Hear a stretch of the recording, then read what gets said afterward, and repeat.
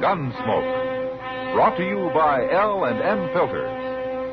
This is it. L&M is best. Stands out from all the rest.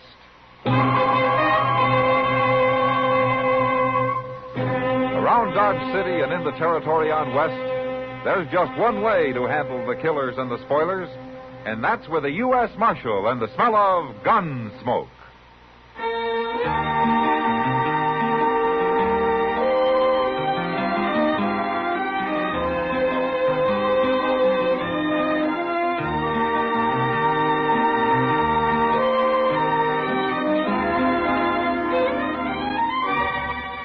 Gunsmoke, starring William Conrad. The transcribed story of the violence that moved west with young America. And the story of a man who moved with it. I'm that man. Matt Dillon, United States Marshal. The first man they look for and the last they want to meet. It's a chancy job, and it makes a man watchful. And a little lonely.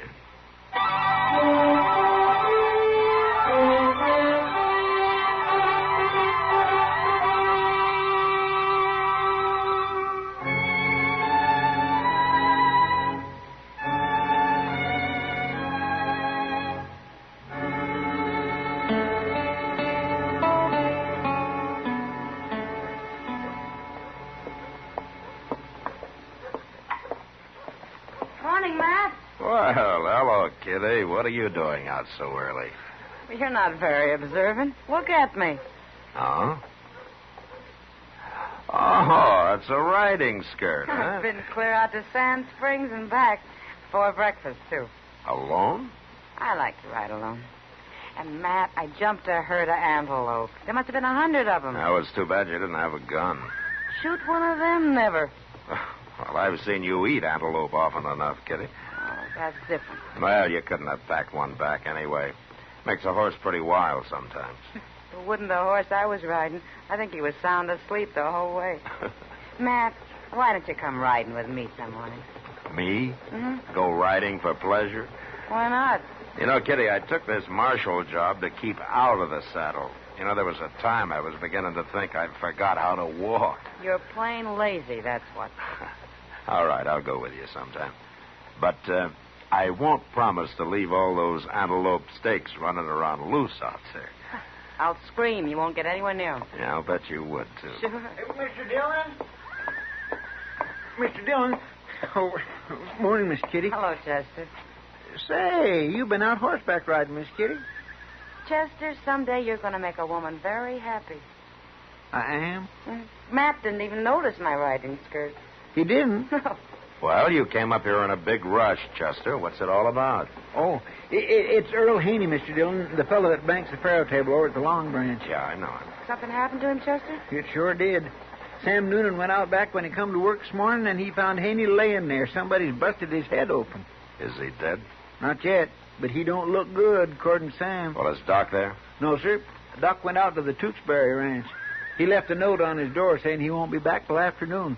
Sam come to the office and told me about it. You better go see him, Matt. Yeah.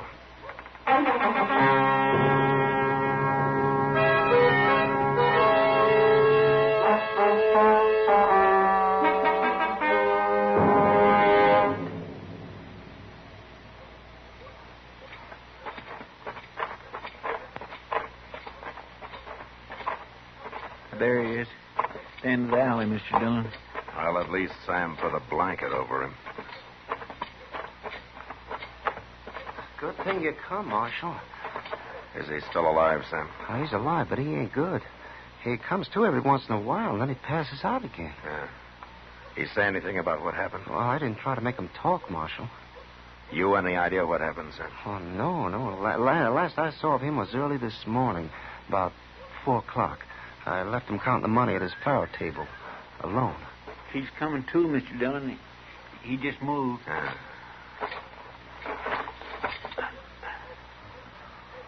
Haney? Haney, can you hear me? It's Marshal Dillon.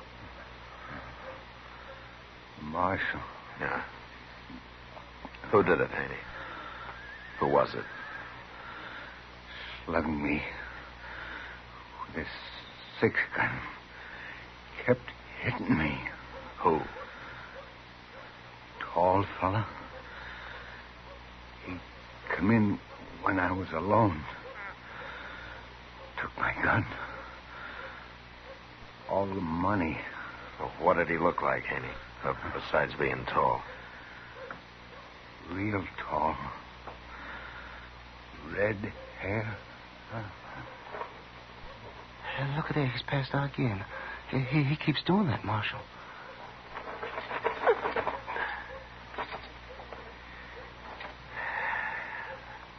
A tall man with red hair.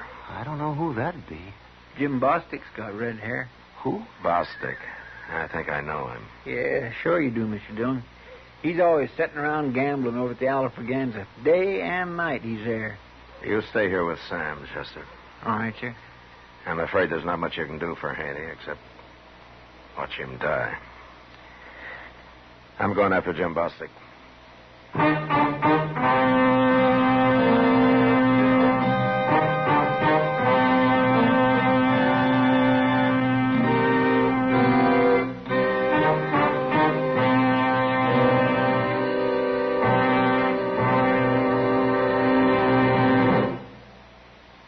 This is it, L&M Filters. It stands out from all the rest. Miracle tip, much more flavor. L&M's got everything. It's the best. Yes, filter tip smokers, L&M is best. Stands out from all the rest. L&M stands out for flavor. Flavor. Flavor. Flavor. The Miracle Tip draws easy. You enjoy all the taste. And notice how mild it is. L&M stands out for effective filtration. Filtration. Filtration. Filtration. No filter compares with L&M's pure white Miracle Tip for quality or effectiveness. L&M's got everything. L&M, light and mild. America's best filter tip cigarette.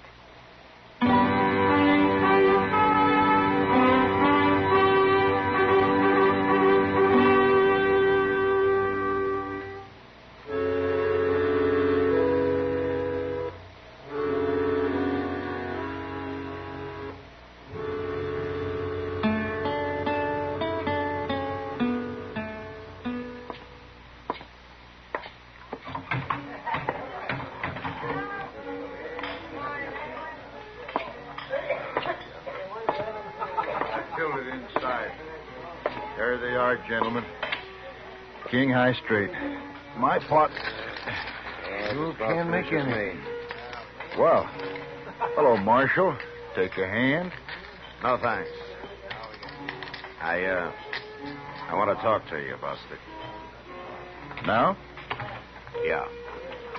What about? Come over to the bar and I'll tell you. Sounds important. It is. Okay. Deal me out this hand, gentlemen. Okay, Bostic. All right, gentlemen. That's for the deal. Hope this don't break my luck, Marshal. It's been running good the last couple hours. All-night game? Oh, he started just after midnight. Well, then you've been sitting with those men ever since midnight, huh? Just about, Marshal. What'd you want to see me for? You know Earl Haney, Bostic? I ain't proud of knowing him. Oh? I got no use for him. It's nothing in particular, Marshal, but I never did like him. I see. Well, what are you asking me about him for? He was robbed and slugged this morning. He was? Well, you don't think I had anything to do with it, do you? He said it was a tall man with red hair. And you're the only red-haired man I could think of. Oh, he's lying. He's trying to put it on me because we're enemies. You think he'd do that? Well, of course he would. Ain't he do anything to get me in trouble? He's dying, Bostic. That'd be going pretty far, wouldn't it? Not for Haney, you wouldn't. You know, there's something I don't understand. What? You're making a big argument about Haney lying to get you in trouble. Well, there are 4 men sitting over there to alibi for you. Well, I wasn't in the game the whole time, Marshal. I left for about an hour. What time? It was about 4 o'clock, I guess. It was, huh? Oh, that's when Haney got it. That's when he got it. You're going to be disappointed, Marshal. What? I still got an alibi. Oh, you better have. Who is it? Doc Adams. Doc? Sure. I got a stomach cramp real bad, so I left the game, went over to Doc's and woke him up. He fixed me some stuff in a glass, and then we sat and talked. He said he had to get up early anyways.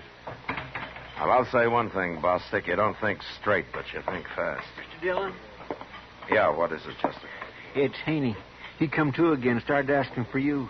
Says he's got something to tell you. You'd better hurry. He's awful serious about it. I'll go, Chester. But first, I'm going to take your gun, Bostic. What for? Give it to me. Here, Chester, you hold it. Yes, sir? You're under arrest, Bostic.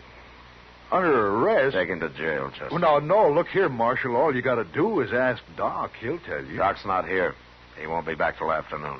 Well, I can't wait that long. I'm starting out for Coldwater in an hour. I want to be there tomorrow. You're not going anywhere till Doc gets back. Probably not then. All right, lock him up, Chester. Yes, sir.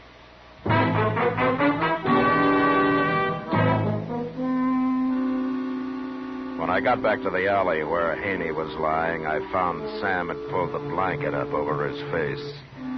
He'd come to for the last time. And whatever it was he wanted to tell me, I'd never know. Sam and I carried him inside. Then Sam sent for a wagon to take him out to Boot Hill. We had to wait for over an hour. And when it finally showed up, we loaded Haney onto it, and they drove off. I stood in the street and watched them for a minute or two. Then I walked over to the jail.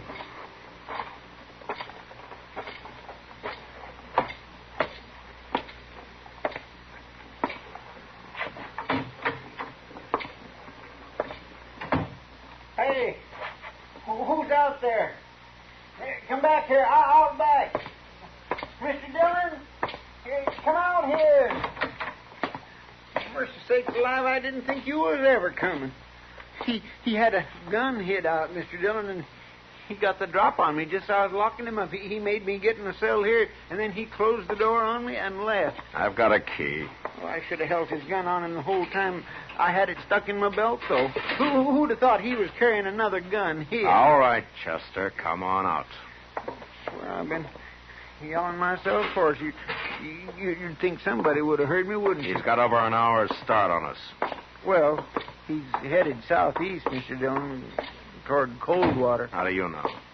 That's where he said he was going. Yeah, I know. I heard him. Yes, sir, but he told me again when he left. He said he knew you was going to be awful mad at him, but he'd planned to be in Coldwater tomorrow, and besides, it wouldn't make any difference once you talk to Doc. Well, he kind of decides things for himself, doesn't he?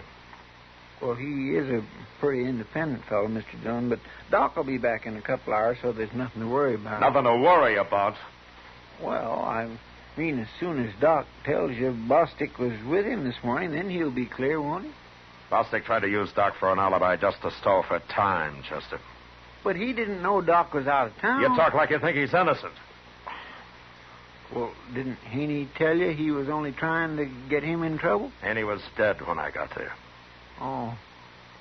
Well, me and Bostic was talking about it on the way over here, and we figured that's what he was going to say. I reminded him when he ran off, but he just wouldn't wait for you to come back. He said he'd had all he could stand to dodge, and he wanted to get out of here right now. Like I said, he's kindly independent. He didn't run because he's independent, Chester. He ran because he's guilty, the way any murderer would. While we're standing here jawing about it, he's out there covering miles. Oh, but a couple of hours won't make so much difference, Mr. Dillon. We can go after him if Doc says he was lying. We'll get started now. But if he didn't do it and we waste time chasing him, the real murderer will get away. I want Bostic, and I don't want any more talk about it. No man's going to break out of this jail and ride off like he owned the country. I'm going to get my horse and go after him before I get so mad I can't see the track. You can stay here and talk your head off if you want.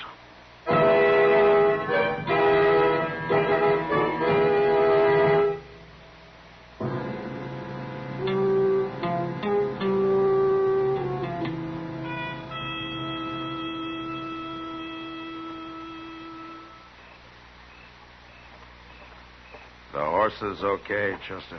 Oh, mine got tangled up in his tire rope, the darn fool. That's what all the stomping around was about.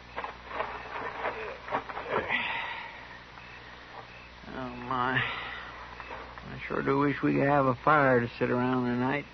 No, we can't risk it, Chester. From the sign on Bostic's trail, I think we almost caught up with him before it got dark. And unless he's riding all night, he might be camped within a mile of us. Oh, well, I didn't mean it seriously, Mr. Dillon, about having a fire. Honest, I didn't. I was only talking. I wouldn't... Take it easy, Chester. It's not you I got mad at today. It's Bostic. Yes, sir. Hey, you still think I was wrong not waiting to talk to Doc, don't you? Yes, sir. I do.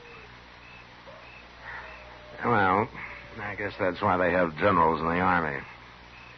Somebody's got to make the decisions. Sure. I was sure wrong about one thing, though. Oh? I wish I'd allowed us enough time to tie on a couple of blankets. It's going to be a cold night. Yeah, especially without a fire. Well, at least we got a sack of jerky.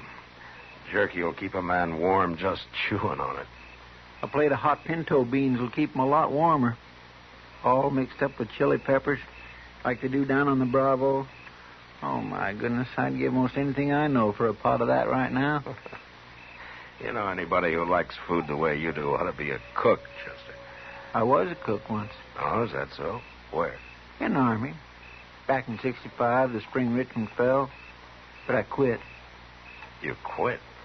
Oh, I don't mean I quit the Army. I quit cooking. Oh, why? Supplies ran out. We had to take to foraging for our grub. It's a funny thing. You join the Army to be a soldier, and you wind up being a chicken thief. Well, I can think of a lot of men that wouldn't bother. Well, to tell you the truth, Mr. Dillon, stealing food come kind of easy to me. I didn't have no conscience at all about it. What's that? It's not one of our horses. It's too far off. I'm closer. He's coming this way. There's one of ours answering him. Listen.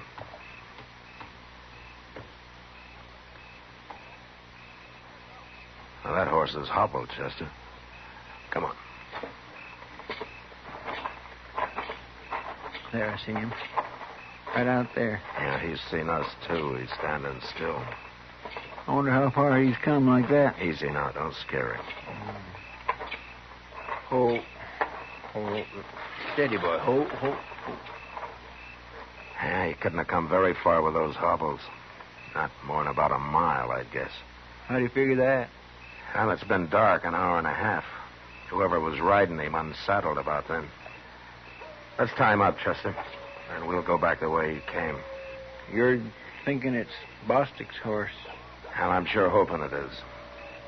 I'd hate to surprise an innocent man into a shooting out there.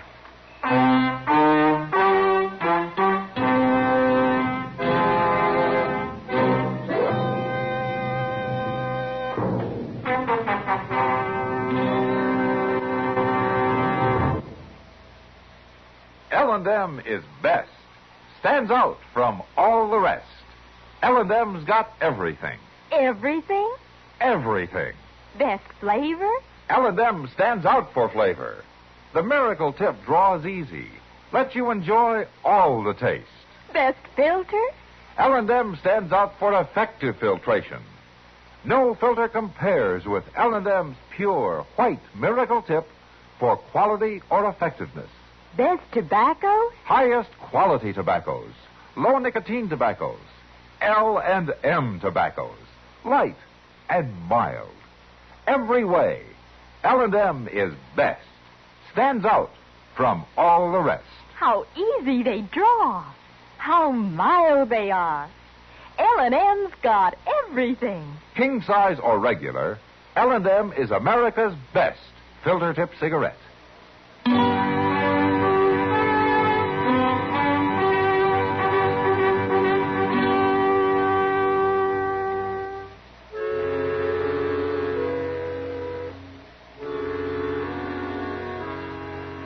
unhobbled the horse and tied him up, then started off across the prairie on foot.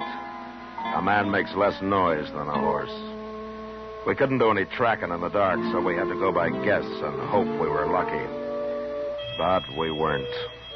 And after wandering over the prairie half the night, we gave it up and found our way back to camp. There was only one other thing to do.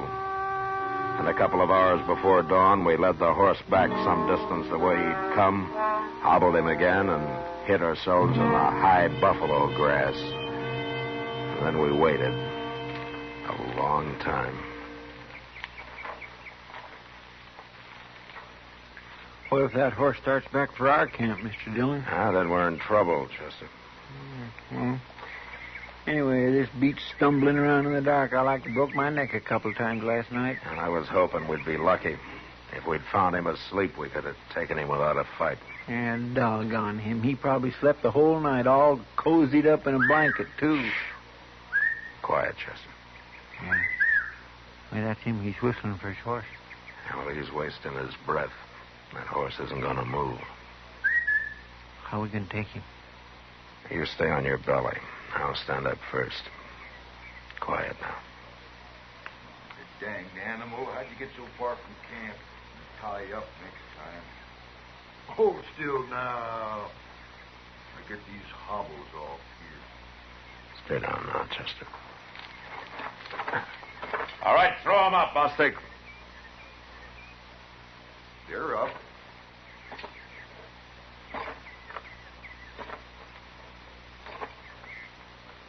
Now, what you come chasing clear out here for, Marshal? I'll take your gun, Bostic. Okay, Chester. You Chester here, too? Is that why you come after me? I didn't do him no harm, Marshal. Oh, Bostic. I didn't hurt you one bit, did I, Chester? Well, I don't understand this, Marshal. Of course, maybe I shouldn't have run off when I'd been arrested and all, but I don't like being cooped up. Besides, I want to get out of Dodge. I'm tired of it. Bostic, I don't know whether you're half smart or plain crazy. But we'll find out when we get back to Dodge.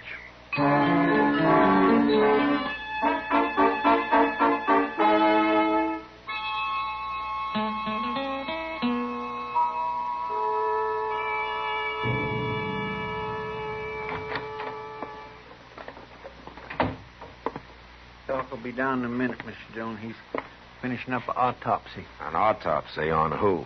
I don't know. You don't, huh? Did you tell him about Bostic?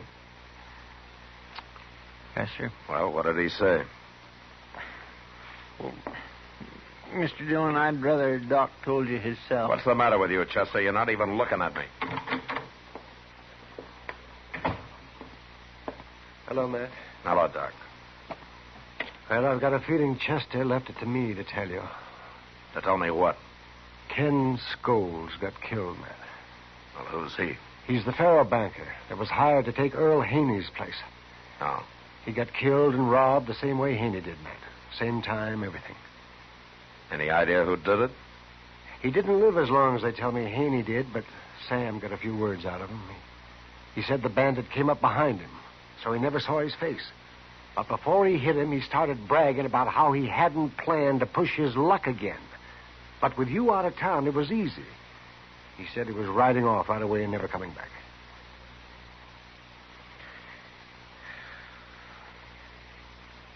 Well, I guess there's no use asking you about Bostic, is there? He was with me, Matt. Like he said. All right, go get him, Chester. Yes, sir.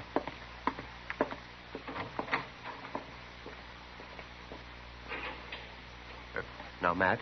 It's okay, Doc.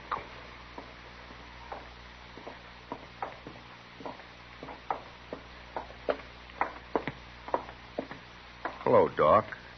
How are you? I'm fine, Bostic. I'm fine.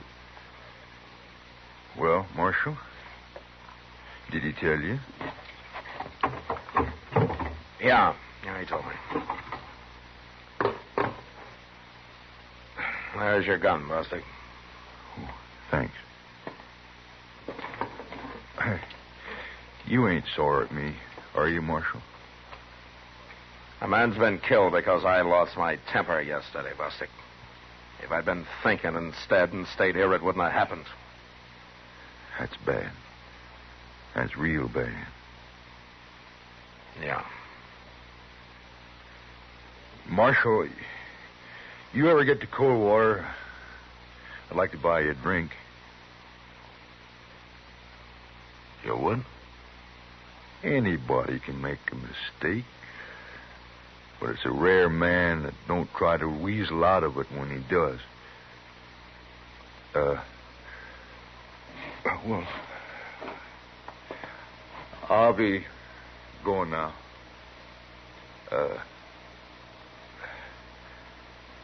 So long, Marshal.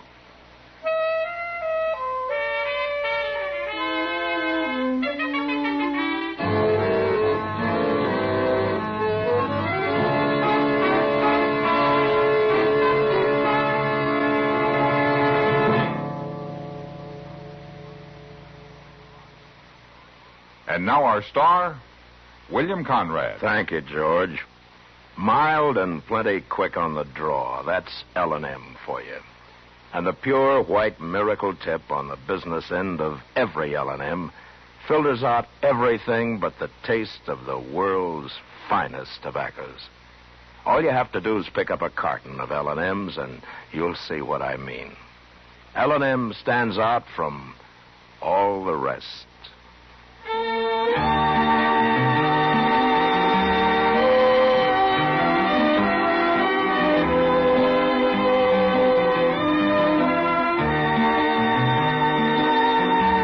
Gunsmoke, produced and directed by Norman MacDonnell, stars William Conrad as Matt Dillon, U.S. Marshal. Our story was specially written for Gunsmoke by John Meston, with music composed and conducted by Rex Corey. Sound patterns by Tom Hanley and Ray Kemper. Featured in the cast were John Daner, Luke Krugman, and James Nusser. Parley Baer is Chester, Howard McNear is Doc, and Georgia Ellis is Kitty.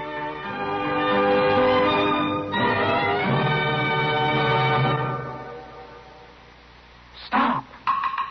Start smoking with a smile with Chesterfield.